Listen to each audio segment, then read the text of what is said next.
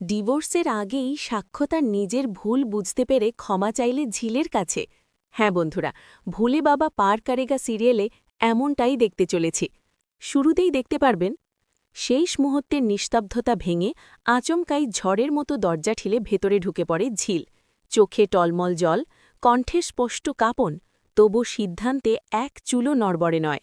সবার সামনে সোজা গিয়ে দাঁড়ায় সাক্ষ্যর সামনে, শক্ত করে তাকে জড়িয়ে ধরে বলে ওঠে, আজ যদি না বলি আর কখনো বলা হবে না। আমি আর কাউকে ভালোবাসি না, আমি শুধু আপনাকেই ভালোবাসি সাক্ষ্যবাবু। এক মুহূর্তে সময় যেন থমকে যায়। বাড়ির লোকজন স্তব্ধ, অবাক। ঝিলের মুখে এই সত্য শুনে সাক্ষ্য আর নিজেকে সামলাতে পারে না। ভালোবাসার আশ্রয়ে ঝিলকে আগলে নিয়ে চোখে চোখ রেখে বলে, ঝিল, সত্যিই যদি তুই আমাকে ভালোবাসিস তাহলে আজ থেকে আমি তোর পাশেই থাকব। হ্যাঁ বন্ধুরা, এমনই এক বিস্ফোরক মোড় নিয়ে আসছে ভোলে বাবা পার করবের আগামী পর্ব। তবে গল্প এখানেই শেষ নয়। এরপর মিলি ফিসফিস করে ঝিলকে বলে, তুই যদি সাক্ষ্য ডাক্তারকে ভালোবেসে ফেলিস তাহলে সেটা জোরে বলিস, লুকিয়ে রাখছিস কেন? ঝিল মাথা নিচু করে কাঁপা গলায় জবাব দেয়, আমি পারব না, আমি ভেঙে পড়ব। ঠিক তখনই আসে আরেক আঘাত। সাক্ষর বাড়ির লোকজন সাফ জানিয়ে দেয়, ঝিলকে আমরা মেনে নিতে পারব না।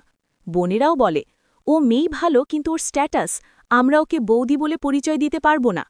এই কথায় সাক্ষ্য ফেটে পারে, চিৎকার করে ওঠে, তোমাদের সঙ্গে আমার কি? আমি কি নিজের মতো করে বাঁচতে পারব না?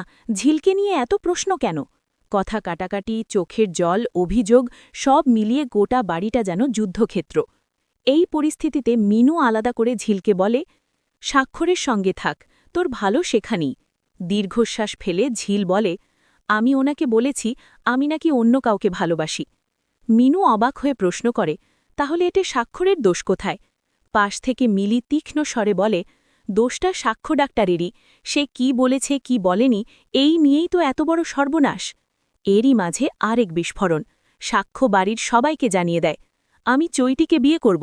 আরও বলে, ঝিল ডিভোর্স পেপারে সই করে দিয়েছে, আমিও সই করব। ঠিক তখনই দরজা খুলে যায়। দৌড়ে আসে ঝিল, চোখে আগুন, কণ্ঠে কান্নার ঢেউ।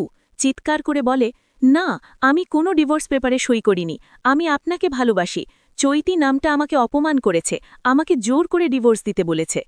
এক নিমেষে সমস্ত সত্য সামনে এসে যায়। বাড়ির সবাই অবাক। সাক্ষ্য ধীরে ধীরে এগিয়ে আসে, সবার সামনে ঝিলকে জড়িয়ে ধরে দৃঢ় কণ্ঠে বলে, ঝিল, আমিও তোকে ভালোবাসি, আজ থেকে আর কোনো মিথ্যে নয়। তো বন্ধুরা, এই ভালোবাসা কি সব বাধা পেরোতে পারবে? ঝিল আর সাক্ষরের সম্পর্ক কি নতুন করে শুরু হবে? তোমাদের মতামত কমেন্টে জানাও। আর এমনই টান টান উত্তেজনায় ভরা পর্ব মিস না করতে এখনই আমাদের চ্যানেল সাবস্ক্রাইব